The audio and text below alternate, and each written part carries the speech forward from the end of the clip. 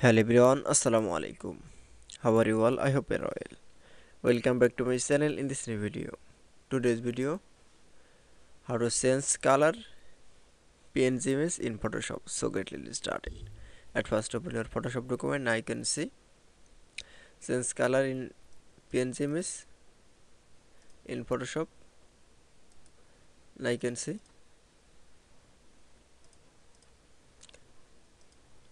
Then we show the PNG image. Now we go into the then change color, then we show the PNG image in yellow color. Now change the color. Now go to the image option.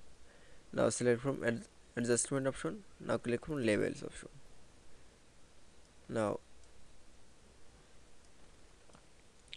input labels, then left and right.